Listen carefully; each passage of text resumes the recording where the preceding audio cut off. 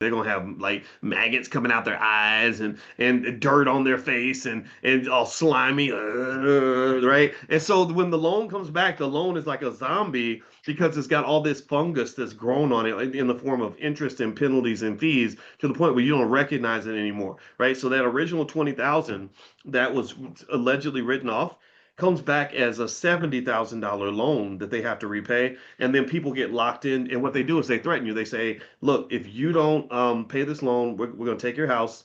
And so people will sign a document to get on a payment plan to pay this massive amount of debt.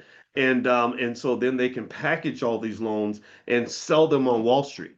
That's what their goal is. Like, look, we just want to get you on a payment plan so we can then package your loan with thousands of others, sell them to Wall Street, and then we're selling cash flow to Wall Street, and they'll pay good money for that, and that's how they make their return on investment. So they look at payment streams, whether it's a cell phone provider or somebody paying their mortgage or whatever. They look at that as nothing more than cash flow streams, and those can be priced in various asset pricing models, and that's how Wall Streeters decide how to pass money around and pass assets around. And unfortunately, when you're talking about something like somebody's house, it's a very sensitive thing because it's where people live, right? It's not right at all. But capitalism doesn't have many morals. All right, so have you tracked your credit score? Did you take a look at your credit score?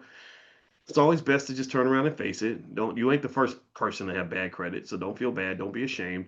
Oh, you should only be ashamed if you do nothing about it. But if you do something about it, you should be freaking proud. Because I'm proud of you. Because I tell you, it's not easy to go back and look at something that stresses you out and all that. But and also you'll be surprised. 9 times out of 10, we have things that we avoid, and like we might avoid going to the doctor, or we might avoid dealing with a loan issue or whatever. But what I found is like 9 times out of 10, when I go and face something that I've been avoiding, it's usually not nearly as bad when I face it as I thought it was going to be. You know what I mean? Like you might literally face your worst nightmare. I don't know. I guess when I'm thinking about my mama, like my mother dying was like my worst nightmare. That was literally like the thing that I just couldn't imagine going through, and I went through it, and I was sad, but I'm okay. You know what I mean? Like it's like, oh, okay, well, mama's sick now, and it's like you just deal with it, right? So you'd be amazed at how resilient you can be. And also with these old debts, with the credit scores and all that, you can get a lot of those things removed by just questioning and challenging everything. You challenge it in writing, they have to legally